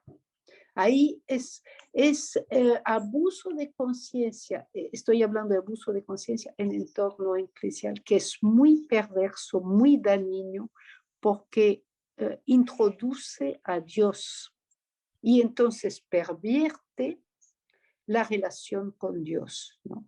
Muchas de las víctimas pasan por una crisis espiritual muy, muy fuerte. Quizás más en Europa, donde hay mucha secularización, la gente se aleja de la iglesia y de Dios, pero en el Perú he visto que especialmente, digamos, en barrios periféricos, la gente se va a los evangélicos, buscan a Dios porque la fe está tan presente en nuestros países, pero he visto varias víctimas que no pueden regresar a la Iglesia Católica, van de los evangélicos, o los que regresan a la Iglesia Católica buscan otros sacerdotes, un grupo muy diferente, ¿no? Sí, recordé ya el nombre, La raíz del miedo. Ese es el nombre de la película que les recomendé. Es más el aspecto jurídico, el proceso y lo que mencionábamos, que no es tan sencillo creer y llevar un proceso, porque a veces el protagonismo de la persona que acoge la denuncia es querer defender algo, entonces se vuelve ya también ideológico, ¿no? Comparto una filmina, una presentación muy breve sobre el tema formativo. En un equipo formador hay que mirar cómo se encuentra esa persona, ese conjunto de jóvenes, de niños, en la escuela, en el seminario, para poder intervenir de una manera adecuada, sobre todo a través de una relación de confianza. Si solamente vamos a imponer sanciones o a criticar, se cierra la persona y no hay posibilidad de acompañamiento. Y también hay que no improvisar formadores, sino formar formadores. Esa es nuestra tarea. Y la maestría busca también eso, formar formadores para que en este mundo tan complejo tengamos mejores herramientas y podamos justamente disminuir esa improvisación que a veces hemos visto en distintos ámbitos. Muchas gracias. Vamos a continuar ya con las dos últimas preguntas. Camilo Molina, ¿cómo se puede generar una cultura de restitución integral?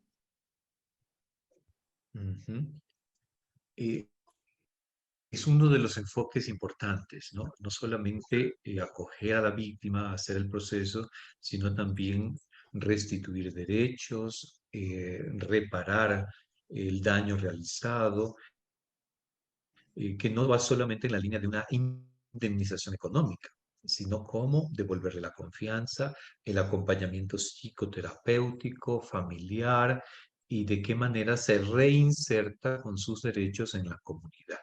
Es un proceso complejo, seguramente Veronique tiene también algo que decirnos y yo solo acoto que toma tiempo y por eso debemos tener mucha paciencia porque no todos los casos que uno acoge llegan a una solución.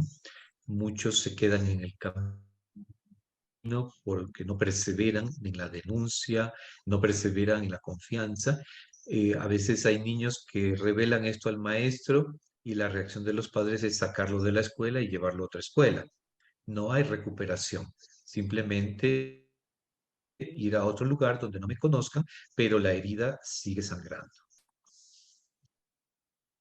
Sí, de acuerdo que es un proceso muy complejo, dependiendo también del daño, ¿no?, que se ha hecho de la persona que ha sido dañada. La acogida sí es lo principal, la acogida, la escucha,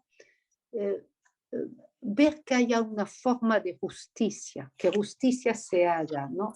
Creo que, y esto permite a la víctima sentir que está reconocida, ¿no? Que se ha escuchado, y cuando hay una justicia, y como lo decía, la importancia de agradecer que todo este sufrimiento se vuelva algo positivo. Esta misma persona, este caso que les estoy mencionando de esta mujer de 36 años, me dijo que su sueño es poder hacer estudios de psicología para ayudar a víctimas, ¿no? Uh-huh. Ya, y bueno, la última pregunta, en su experiencia práctica, ¿cuál debe ser el primer paso para iniciar con la implementación de la cultura del buen trato en una diócesis? Por favor, una vez más para entenderlo mejor. En su experiencia práctica, ¿cuál debe ser el primer paso para iniciar con la implementación de la cultura del buen trato en una diócesis? Excelente, qué buen tema. Primero, no hay que ser calculadores. ¿En qué sentido? En que si hago esto, recibiré esto. En que si invierto tantas horas de trabajo, obtendré esto, porque esto va de acuerdo a las libertades, a los procesos, a las conversiones. Debemos comprometernos de una manera integral y entender que es un proceso de conversión humana. Y siempre lo que más ayuda, y lo que yo veo en los grupos que hemos acompañado, es que cuando la autoridad, el líder, la persona que acompaña el proceso se compromete, da más fruto. Porque esfuerzos aislados son positivos, pero quedan a veces frustrados, se desaniman, se diluyen. Se hace algo bueno, pero no es lo mejor. Entonces hay que apostar a que el líder, la persona que lidera el proceso, la persona líder, realmente se involucre. Eso da mucho fruto porque entonces contamos con un apoyo no solo moral, también un apoyo económico, un apoyo efectivo, logístico, un apoyo que implica entrar en las instituciones. De esa manera es donde veo yo que ha dado mucho fruto el trabajo en algunas diócesis, instituciones educativas, y se van viendo esos frutos. Si puedo añadir algo, sí, Carlos, tienes toda la razón. El tema, y tú lo mencionaste anteriormente, es restablecer la confianza, ¿no? Si alguien que ha sido abusado en la iglesia, ¿cómo va a ir hacia la iglesia? Ahí está el tema de restablecer la confianza. Y creo que hay que tomar en cuenta, justamente en este artículo de Jordi, está el problema de formación, como tú dices, pero en todas las instancias del arzobispado. Pienso en algo muy concreto, en el tribunal eclesiástico, hasta en el Perú, hasta hace poco, solamente veía temas de matrimonios, nulidad, proceso de nulidad, ¿no? Entonces, pasar de esto a un tema de abuso, no se hace el salto así nomás. Hay que pensar que es toda unos equipos que hay que formar y trabajar en coordinación, ¿no? Exactamente, y dejo allí un link de un artículo que se publicó hace 2 años en plena pandemia, Sexualidad Reconciliada, que habla de este enfoque en la restauración, recuperación de derechos, es que la persona deje de ser víctima y haga el paso a ser sobreviviente, porque si no siempre será una víctima. Le acogemos, le escuchamos, le ayudamos, pero si no le ayudamos a hacer ese proceso de reconciliación consigo mismo, permanece víctima y perdonen lo que voy a decir, es muy cómodo permanecer siendo víctima. Es decir, ayúdenme, no puedo, no lo logro, cuando en realidad sí puede, con ayuda puede superarlo y es dolorosísimo, pero implica una formación para que dejemos de ser víctimas y pasemos a ser sobrevivientes. Gracias, Carolina. Creo que por el tiempo sería muy conveniente proceder a dar datos de la maestría y de manera especialísima, Verónica, un gusto que nos hayas acompañado, tu experiencia, tu apoyo y lo que nos has compartido, esas luces, son fundamentales para este trabajo. Muchas gracias por invitarme y les deseo muchos éxitos a todos los maestrandos. Estoy seguro que les va a ir muy bien y están en muy buenas manos. Entonces me despido de ustedes y y hasta las próximas, deseándoles lo mejor. Muchas Hasta gracias, luego. Veronique. Excelente los aportes, las reflexiones y el tiempo que nos ha dedicado en esta presentación. Un último comentario que era para Veronique. Patricia de la Torre comenta: importante el concepto de misticismo perverso porque es una forma de seducción muy sutil. Hay que aprender a reconocerlo. Muchas gracias. El público está muy motivado por la intervención, Veronique. Padre Carlos Ignacio, muy honrados de poder contar con su presencia y con su generosa experiencia compartida el día de hoy. Y efectivamente vamos a continuar con una descripción breve del programa de maestría en este marco, en este contexto de reflexiones sobre la cultura de prevención. Hasta luego, Veronique. Una buena tarde. Hasta luego. Gracias. luego.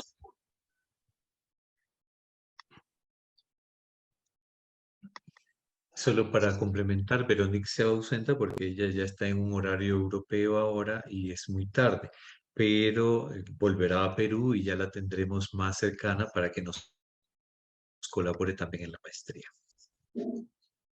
Muy bien, muchas gracias. Efectivamente, este programa de prevención del abuso sexual propuesto por la Pontificia Universidad Católica del Ecuador se dirige a identificar, analizar y prevenir el problema del abuso sexual a niños, jóvenes y personas en situación de vulnerabilidad con enfoque de derechos, igualdad, interculturalidad y espiritualidad. Hay varios objetivos que persigue, entre ellos erradicar cualquier forma de violencia, garantizar la restitución de derechos, mejorar la calidad de vida, fomentar la cultura de prevención y resiliencia y respetar la dignidad humana. Está dirigido a todas las personas interesadas que posean un título de tercer nivel en diversas áreas del conocimiento y que quieren abordar las temáticas vinculadas con la prevención del abuso sexual de niños, jóvenes y personas en situación de vulnerabilidad. El campo laboral que abrirá esta maestría es diverso. Hemos colocado unas líneas generales que están involucradas con distintos perfiles de formación profesional con quien la maestría puede dialogar y crear una excelente formación en temas de prevención y acompañamiento, por ejemplo, en el sistema educativo, la formulación y gestión de proyectos de desarrollo social con certificación en la prevención de la violencia y el abuso sexual, y el acompañamiento espiritual en catequesis, parroquias y formación humana. El cuerpo docente es acreditado en el ámbito nacional e internacional, pues muestra de ello es el coloquio que hoy hemos abierto con personas que tienen experiencia en investigación y en proyectos que están relacionados con los entornos en donde se produce el abuso sexual y también, por supuesto, en la cultura de prevención, conformando redes que en el mundo tratan de prevenir y disminuir este problema en el mediano y en el largo plazo.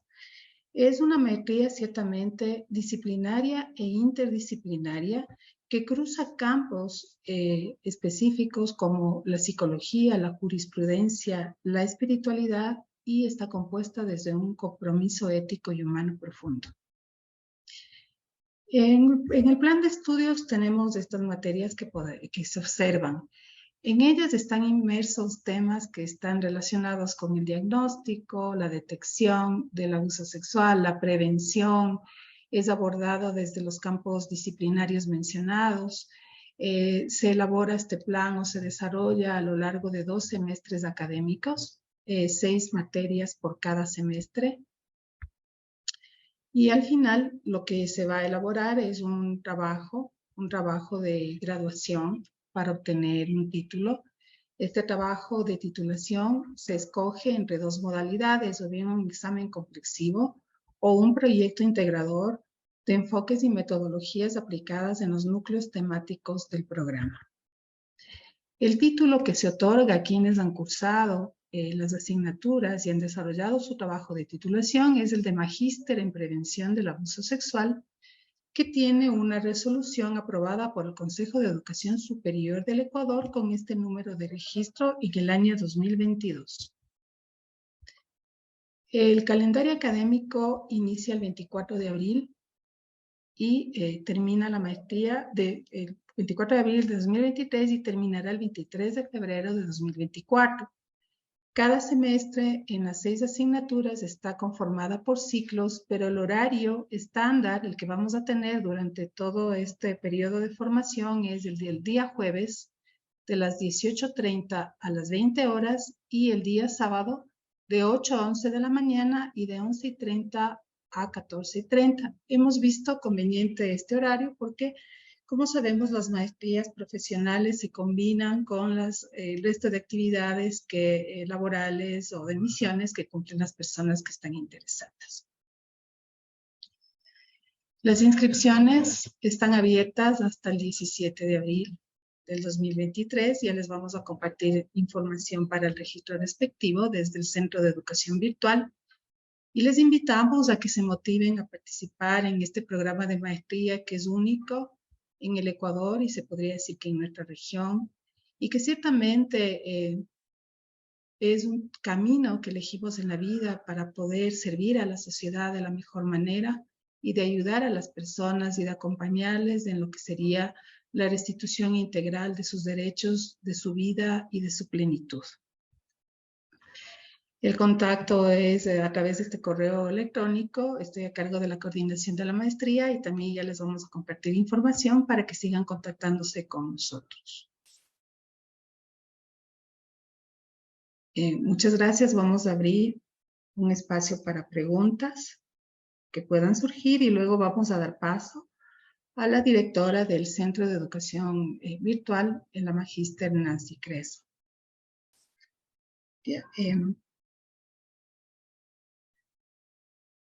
Una pregunta: si se necesita información personalizada de la maestría online en prevención.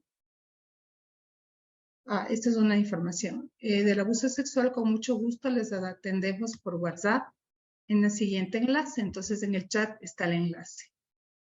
Sí, Carolina, nos acompañará Javier Carrera del CEP justamente para dar toda esta presentación y solamente recordar que para aquellos estudiantes o participantes extranjeros pueden presentar su título y aunque no esté totalmente legalizado en el Ecuador, tienen un año hasta febrero 2024 para hacerlo. Entonces pueden acceder al programa sin dificultad. Y por favor, no dejemos para el último, porque recién el 17 de abril aparecemos algunos queriendo inscribirnos cuando ya estamos en proceso de cierre. Gracias. Adelante, Javier. Padre, muchísimas gracias por lo que han presentado. La verdad es que es espectacular, ¿no? Que ya me estaba animando, no es mi área, pero pues en realidad es muy importante, muy importante. Y en ese entorno, el Centro de Educación Virtual, queremos hacerle llegar un saludo por parte de nuestra directora. Nuestra directora en este momento está fuera del país y me ha pedido, mi nombre es Javier Carrera, yo soy el coordinador general del Centro de Educación Virtual, y lo que queremos es precisamente evidenciar esto, ¿no? Estos programas de tanta importancia y de tal magnitud a veces pueden estar un poquito limitados porque tiene que tomarse una maestría presencial y eso a veces complica, ¿no? Por las actividades que tienen que desarrollar muchos de los profesionales y de quienes están con nosotros en este momento participando, pero para eso está nuestra oferta del Centro de Educación Virtual de la Universidad Católica. Nosotros tenemos en este momento 15 maestrías. Estamos ya en proceso de aprobar unas 6 más, con lo que sigue creciendo. Ya llevamos en el mercado una cosa de unos 3 años en la Universidad Católica y pues simplemente mencionarles las bondades y los beneficios de esta opción. Tienen muchísimas ventajas. Primero, que se vuelve muy flexible el llevar adelante los estudios, llevar adelante todos estos conocimientos. El material ya está listo en las aulas virtuales y van a tener la posibilidad de compartir con tutores en forma remota, pero sincrónica, es decir, en tiempo real, para poder ir cuadrando o ir llevando adelante nuestra programación. Siempre tendrán un soporte Y para nosotros es un verdadero gusto desde el Centro de Educación Virtual, Padre, poner a la disposición de todas las personas que nos han acompañado nuestro centro. Así que el contacto ya les vamos a compartir por el chat para quienes deseen hacerlo y les animamos un poquito en este momento para que nos dejen sus datos, aunque ya los tenemos registrados, a veces no necesariamente los tenemos, como se llama, muy bien identificados, pero si es que desean, por favor, coloquen su contacto para dos cosas. La primera, para hacerles llegar el material y la grabación, como es el enlace de esta grabación, muy importante. Y la segunda, para contactarnos con ustedes y poder avanzar y acompañarles en este proceso. Efectivamente, tenemos cierto tiempo para que ustedes puedan tomar la decisión y ser partes de esta maestría, pero como decía el padre Carlos, vale la pena hacerlo a tiempo. Así es que vamos a estar a la orden. Mi nombre es Javier Carrera, como les había mencionado. Nos pueden contactar, ya les pasaron el enlace con el propósito de que por ese medio nos hagan llegar sus datos y con mucho gusto estaremos participando con ustedes. Felicitaciones, padre Carlos Ignacio, y muchísimas gracias. Si hay alguna pregunta o inquietud, con muchísimo gusto. Solamente recordar que es un programa que no es una maestría más, es un tema delicado, hay que tratarlo en forma integral, interdisciplinaria. No buscamos hacer propaganda por captar público, sino por dar la mejor formación. Y en ese sentido, ustedes son los primeros en apoyar a que otros compañeros, colegas, miembros de la comunidad puedan formarse. De esa manera fortalecemos esa cultura y lazos de trabajo en conjunto. En ese sentido, Carolina, que es la coordinadora y que nos va a ayudar en esta gestión, nos pondrá siempre los medios para que si alguien necesita un apoyo jurídico, psicológico, espiritual, también lo pueda tener. Porque no son solo conocimientos. Vamos a leer casos, a estudiar y analizar, y eso nos va a mover interiormente. Es un proceso de conversión y genera a veces angustia, dolor, inseguridad. Por lo tanto, sientan que siempre habrá esa oportunidad de compartir, de confrontarse, porque no es solamente lo intelectual, académico y trabajos que presentemos en una plataforma, sino la vida misma de la persona y prepararnos para acompañar a otras personas. Padre Carlos, valdría la pena, casi se me escapa, pero pues todavía estamos a tiempo, recordarles a todas las personas que están interesadas que ha habido una disposición y un tratamiento muy particular con el cual aquellas personas que nos confirman, por eso está nuestro contacto, su participación van a tener un descuento en la matrícula. Este es un apoyo económico que creo que hace falta en cualquiera de estos programas. Por favor, que lo tengan presente. Entonces, vale la pena que vayan haciendo estos temas como que teniéndolos en cuenta, ¿no? Esto básicamente, padre. Ajá. Muchas gracias, Javier. Sí, siempre tenemos esa gran colaboración y disposición de las autoridades de la universidad, del Centro de Educación Virtual, y esperamos seguir pudiendo, pues, no solamente ofrecer la formación, sino generar otros espacios de crecimiento, de trabajo en común. Está las tecnologías superior de acción pastoral, que tiene el itinerario de prevención del abuso. Están los cursos abiertos, los webinars como estos, que si bien alguien a lo mejor no sigue un programa, pero se va actualizando, y eso sí nos ayuda muchísimo a crear esa conciencia, concientización, sensibilización y dar el paso a la acción. Bueno, muy bien. Entonces, agradecemos nuevamente la participación del padre Carlos Ignacio. Verónica ya tuvo que retirarse por esta excelente participación y este compartir conocimientos y crear espacios de reflexión. Están llegando felicitaciones de parte de Sandra Chiriboga, me parece que sí. Excelente participación, muchas gracias y gracias por darnos todos estos tips para que el entorno de nuestros estudiantes sea más seguro, feliz y tranquilo. Escribo por este medio ya que no tengo acceso para todos, mil disculpas. Bueno, muchas gracias al público por su participación activa, por su interés, motivación y estamos a las órdenes para cualquier consulta. Coloco aquí nuevamente también mi correo electrónico para que puedan contactarse conmigo. También gracias por el apoyo del Centro de Educación Virtual. Entonces, estamos atentos a sus inquietudes, preguntas y también a su toma de decisiones.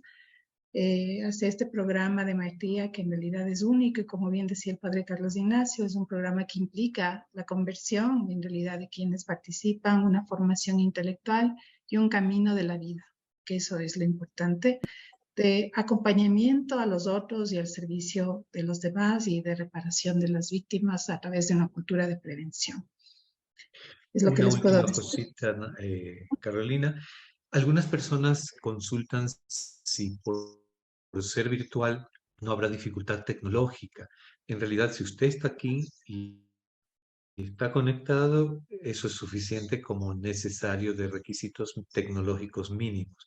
El resto ya es seguir en una plataforma amigable las actividades, trabajos, pero siempre tendrá el apoyo del CEP y de nosotros. Usted dejó de estudiar hace mucho tiempo y ya se desentendió de la parte académica. No hay dificultad, no tenga temor.